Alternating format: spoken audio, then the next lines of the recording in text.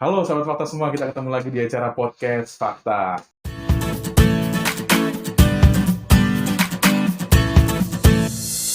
Masih dalam masa pandemi COVID, tapi sudah mulai angsur-angsur membaik. Sekarang kita masuki level 2 PPKM, khususnya untuk di Jakarta. Podcast kali ini kita mau bahas terkait pekerja Transjakarta dalam memperjuangkan upah lembur. Sebelumnya kita pernah podcast dengan orang yang sama yang ada di sini. Namanya Bang Vicky. Halo Bang Vicky. Halo Bang Jo. Ya, jadi sedikit cerita, mungkin teman-teman podcast Fakta ngikutin 8 bulan lalu, Bang Vicky juga sempat podcast sama saya terkait permasalahan pembayaran upah lembur yang belum selesai juga. Sampai di mana titik mereka di PHK oleh manajemen PT Transjakarta. Selanjutnya, masih dengan baju yang sama juga, Bang Vicky, seperti gambar di atas, baju yang sama. Beliau hadir ke sini untuk bercerita kembali bagaimana proses mereka dalam memperjuangkan hak-hak mereka sebagai pekerja. Oke, sekarang sudah bersama saya ada Bang Muslihan. Halo Bang. Ya, halo. Ada Bang Vicky. Ya, Bisa dikasih lihat sedikit mukanya Bang? Oke. Sip, kita pakai masker lagi. Tetap aman, jaga protokol kesehatan. Perjuangan teman-teman ini sudah berjalan berapa lama untuk memperjuangkan upah lembur? Upah lembur itu kalau dari bermula itu dari tahun 2019, Ya. pertengahan 2019. Jadi bermulai malah dari satu orang yang menuntut. Kita selanjutnya 13 orang menuntut di bulan November 2019 sehingga pada Maret 2020 tepatnya 18 Maret 2020 itu keluar yang namanya penetapan pengawas ketenagakerjaan suku dinas tenaga kerja transmigrasi dan energi kota administrasi Jakarta Timur gitu. Di situ menyatakan bahwa PT Transportasi Jakarta diwajibkan membayar upah lembur tersebut itu apabila Upah lembur dari tahun 2015 sampai dengan tahun 2019. Oke, jadi para pekerja khususnya 13 orang Iya, pada betul, 2019 betul. Iya. mengajukan permasalahan untuk menuntut upah lembur 2015 sampai 2019 yang belum dibayarkan. Iya. Oke, sekarang berarti sudah berjalan 2 tahun. Iya, sudah 2 tahun. Sampai di mana sekarang prosesnya? Apakah sudah ada pembayaran dari PT Transjakarta? Ya, jadi dari 13 orang itu, Ya. 3 orang itu sudah dibayarkan semuanya termasuk. Jadi sebelum dibayarkan ini dari 13 orang itu yang menuntut 3 orang di PHK. 3 orang di PHK. 3 orang di PHK gitu. Alasannya kenapa mereka di PHK? Ya karena 3 orang ini penggerak dari organisasi serikat pekerja. Oke. Gitu. Jadi mereka ini menggerakkan organisasi serikat pekerja. Setelah itu mereka itu menuntut. Jadi 18 Maret keluar yang namanya penetapan dari ketenagakerjaan 18 Maret.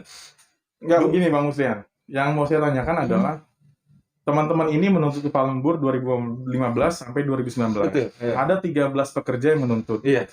Apakah sudah ada pembayaran upah lembur terhadap 13 orang ini? Jelas upah lembur. Oh, belum ada. Kalau itu belum ada. Berarti selama 2 tahun masih belum ada pembayaran. Betul. Iya. Oke. Seperti yang kita ketahui pada podcast sebelumnya, para pekerja-pekerja yang menuntut upah lembur ini terkena PHK sepihak. Betul? Iya. Ini ada Bang Vicky, ada Bang Muslihan.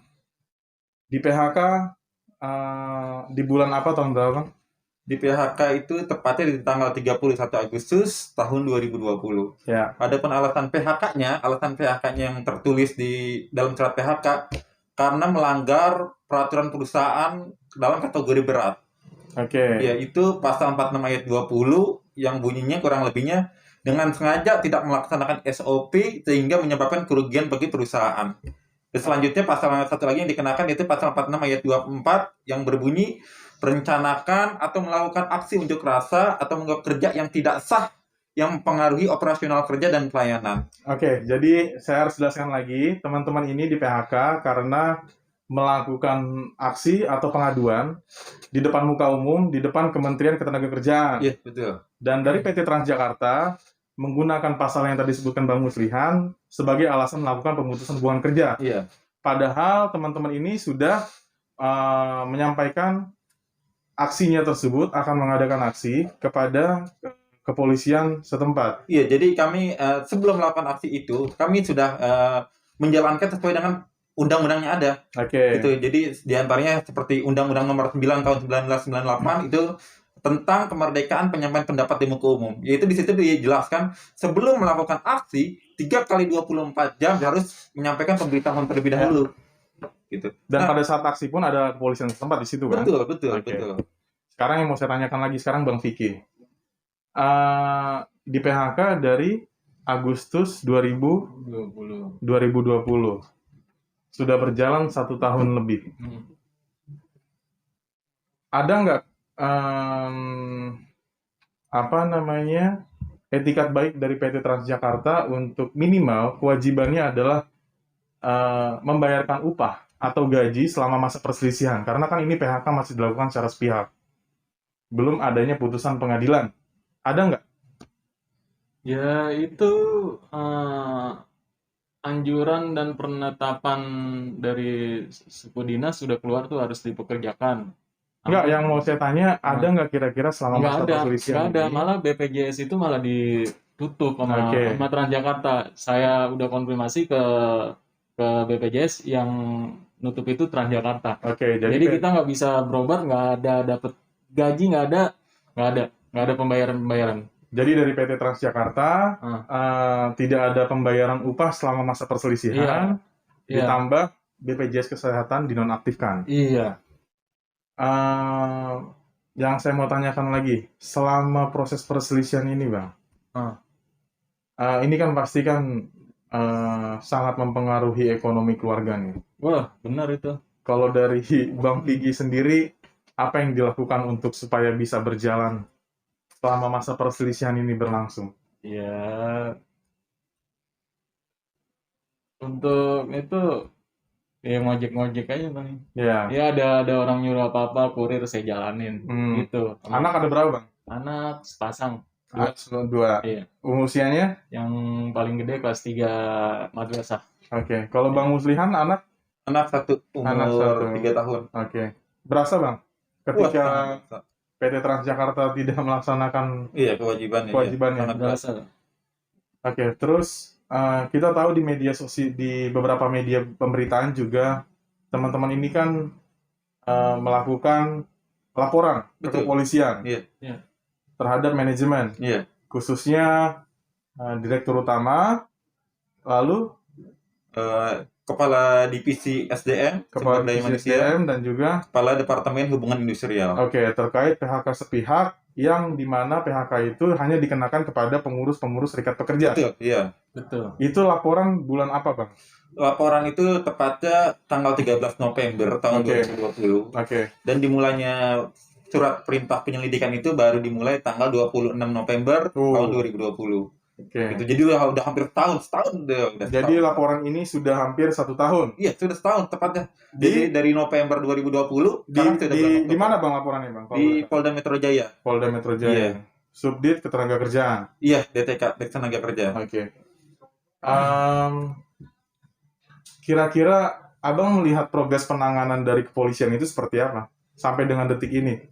Ya, sebenarnya kan kalau saya lihat itu di perkapnya, peraturan Kepala Kepolisian Republik Indonesia itu, untuk kasus yang sangat sulit, walaupun perkapnya sudah digantikan ya, namun tapi tetap penanganan proses itu harus ada jangka waktunya. Betul. Nah, di perkap sebelumnya itu menyebutkan perkara yang paling sulit harus diselesaikan dalam jangka waktu 120 hari. Gitu. Sedangkan ini sudah hampir 360 hari. Gitu. Lumayan lama ya. Wah, bukan main. Itu untuk perkara paling sulit yang saksinya entah di mana, terlapornya di mana. Nah, itu sampai saat ini masih mengambang begitu aja. Ya. Jadi teman-teman ini proses laporan polisinya sudah mandek 1 tahun lebih. Iya. Dari PT Transjakarta belum ada etikat untuk menjalankan kewajiban. Betul. Salah satunya adalah sebagaimana anjuran membayarkan upah lembur, mempekerjakan kembali. Iya, betul. 1 tahun lebih lumayan tuh, Bang. Iya. Lumayan lama. Terus kalau dari Bang Vicky, istri ngeliat situasi seperti ini gimana Bang, kalau boleh tahu? Istri gimana? Ya, istri ya sedih banget ya. Iya. Iya, sedih banget. Tuh. Cuman ya Ada yang berbeda pada saat masih bekerja, masih diberikan upah dengan saat ini? Banyak. Salah satunya? Banyak. Ya, istri biasanya nggak pernah marah-marah, jadi marah-marah mulu gitu. Iya, gitu. Ke anak biasanya nggak marah-marah, jadi marah-marah ke anak juga. Jatuhnya gitu. Emosional ya. Terus yang harus disampaikan juga nih Bang ke teman-teman pendengar podcast. Ini kan Transjakarta lagi disorot karena beberapa waktu lalu ada kecelakaan yang antara bus Transjakarta. Kalau dari mantan pekerja mungkin melihatnya seperti apa Bang manajemen saat ini Bang? Memang apakah mereka kekurangan orang untuk petugas di dalam bis atau gimana? Karena ada beredar video di mana di dalam bus itu tidak ada petugas yang membantu evakuasi pada saat terjadi kecelakaan. Bang Muslihan mungkin. Jadi emang saya melihatnya itu di PT Transportasi Jakarta ini bisa dibilang kekurangan sumber daya manusianya. Jadi yang sebelum itu ada petugas di dalam bus, di setiap bus itu ada petugas sebelumnya. Sekarang dialihkan, diturunkan di standby di halte-halte. Gitu. Nah ini kan pada saat di halte-halte ini petugas yang di mobil tidak ada sehingga tidak mengetahui kejadian secara langsung di dalam bus tersebut. Walaupun di dalam setiap bus itu ada kamera, cuman tetap gitu kamera nggak bisa 100% bisa mengawasi gitu. Jadi sebenarnya sangat diperlukan namanya bantuan dari pihak lain, yaitu petugas yang biasa di bus itu harus difungsikan kembali. Gitu. Untuk Bang Vicky nih, ini kan perselisihan sudah berjalan PHK 1 tahun lebih. Sekarang mengambil pekerjaan sampingan sebagai driver online. Kenapa Bang? Saya penasaran aja. Kenapa Bang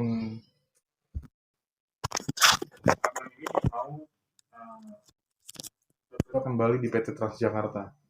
Apakah sebegitu cintanya dengan BUMD Provinsi DKI Jakarta ini, Bang? Yang pertama yang saya lakukan itu emang udah berdasarkan undang-undangan tuh. Yang pertama itu, yang kedua saya nggak ngerasa melakukan kesalahan. Gitu. Jadi ini makanya sampai saat ini saya masih bertahan, masih ingin berusaha membuktikan gitu. Jadi perjuangan ini adalah sebuah pembuktian bahwa memang segala yang dituduhkan terhadap pekerja adalah salah.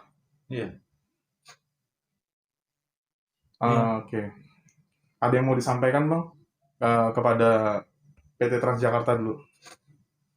Jadi sependapat saya dengan apa yang disampaikan oleh kawan saya gitu ya, saudara Vicky ini. Jadi sampai dengan saat ini perselisihan sudah berjalan 1 tahun lebih. Intinya adalah kita ingin membuktikan gitu, bahwa apa yang disampaikan oleh kami selaku Serikat Pekerja Transjakarta itu sudah sesuai dengan peraturan perundang-undangan yang berlaku. Gitu. Jadi kami hanya menjalankan fungsi dari serikat pekerja, yaitu menuntut hak-hak pekerja untuk kesejahteraan pekerja dan anggota keluarganya di rumah. Gitu. Jadi dari situ kami hanya ingin buktikan bahwa kami ini tidak salah. Seandainya kata kami salah, kami terima apapun keputusan dari pihak manajemen PT Transportasi Jakarta. Tapi kenyataannya kami sudah berjalan sesuai dengan koridor hukum yang ada. Gitu aja mungkin. Bang Vicky mungkin terhadap penanganan laporan di kepolisian apa yang diharapkan? Diharapkan ya diproses benar-benar. Diproses benar-benar karena ini kayak yang lama banget. Gitu. Terakhir mungkin Bang Vicky juga nih, yang mau disampaikan kepada keluarga nih Bang? Kan keluarga nih harap-harap cemas nih dengan perselisihan Abang yang begitu lama kan? Ya, Apa yang ingin disampaikan kepada keluarga? ya sebelumnya sih saya juga minta maaf gitu atas mungkin ya tindakan tindakan saya ini yang untuk membelain 10.000 pekerja Transjakarta menjadi dampak untuk istri anak Ya. gitu, untuk ibu Ya. banyak banget. Ya saya minta maaf gitu.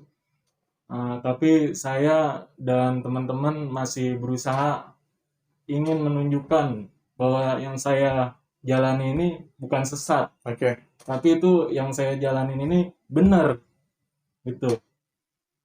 Ya semoga ya usaha saya dan teman-teman mendapatkan hasil yang terbaik. Oke, terima kasih Bang Vicky, Bang Muslihan sudah Ya. berbagi sedikit cerita. Saya juga di sini ingin menyampaikan kepada PT Transjakarta, tolong dilihat karyawan ini, permasalahan ini, tolong dilihat apa yang telah diperintahkan oleh suku dinas tenaga kerja untuk minimal menjalankan apa yang telah dianjurkan. Dan untuk kepada kepolisian, khususnya Kapolda Metro Jaya, mungkin bisa dilihat juga ini ada perkara yang mungkin prosesnya sudah berjalan lama, cukup menyiksa kantong teman-teman ini karena harus bolak-balik rumah Polda Metro dan akhirnya belum selesai juga, hampir 1 tahun lebih. Semoga dengan podcast ini bisa didengar oleh siapapun di kepolisian Polda Metro Jaya untuk memperhatikan perkara ini. Terima kasih. Sampai ketemu lagi di podcast kita. Kalian bisa follow media sosial kita di bawah ini. Semoga cerita ini menjadi sebuah inspiratif di mana kalian bisa memperjuangkan apa yang memang kalian ingin buktikan sebagaimana kebenaran. Salam podcast fakta. Sampai jumpa. Ya, sampai jumpa.